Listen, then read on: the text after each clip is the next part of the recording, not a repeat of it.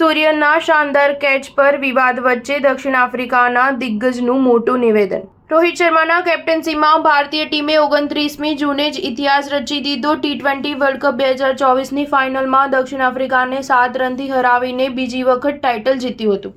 આ જીત બાદ વિરાટ કોહલીની બેટિંગ સિવાય હાર્દિક પંડ્યા, જસપ્રીત બુમરાહ અને અર્શદીપ સિંહની બોલિંગની પણ ખૂબ ચર્ચા થઈ હતી, પરંતુ છેલ્લી ઓવરના પહેલા બોલ પર સૂર્યકુમાર યાદવે પકડેલા ડેવિડ મિલરના કેચની સૌથી વધુ ચર્ચા થઈ રહી છે। સૂર્યએ આ કેચ બાઉન્ડ્રી પર લીધો જે મેચ વિનર હતો, પરંતુ હવે ઘણા લોકો આ કેચની ટીકા કરી રહ્યા છે। ટીકાકારોએ આ કેચને ખોટો ગણાવ્યો છે। તેમાંથી કેટલાકનું માનવું છે કે કેચ દરમિયાન સૂર્યનો પગ બાઉન્ડ્રીને સ્પર્શી ગયો હતો, જ્યારે કેટલાક લોકો કહી રહ્યા છે કે કેચ પહેલા બાઉન્ડ્રી લાઇનને પાછળ ધકેલી દેવામાં આવી હતી। આ દાવાની સાથે કેટલાક લોકો ફોટા પણ શેર કરી રહ્યા છે। બાઉન્ડ્રીને સ્પર્શ કરવાના મુદ્દે દક્ષિણ આફ્રિકાના ભૂતપૂર્વ ઓલરાઉન્ડર શોન પોલોક સહિત ઘણા દિગ્ગજોએ યોગ્ય જવાબ આપ્યો છે। તેમણે આ કેચને યોગ્ય ગણાવી ટીકાકારોને જડબાતોડ જવાબ આપી દીધો છે।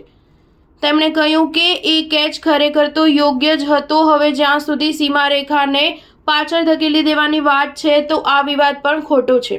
ખરેખર તો ફોટો શેર કરતા ઘણા લોકોએ દાવો કર્યો હતો કે જ્યારે સૂર્યએ કેચ લીધો ત્યારે ત્યાં 2 બાઉન્ડ્રી લાઇન દેખાતી હતી। સફેદ રંગની પટ્ટી રેખાના રૂપમાં દેખાય છે, તેની પાછળ એક અલગ બાઉન્ડ્રી દેખાય છે। ટીકાકારો દાવો કરે છે કે વાસ્તવિક બાઉન્ડ્રી તે સફેદ રેખા હતી, પરંતુ છેલ્લી ઓવર પહેલા બાઉન્ડ્રી તે સફેદ રેખા પાછળ ખસેડવામાં આવી હતી। સ્ટાર ન્યૂઝ 7 હંમેશા સચ્ચાઈની સાથે।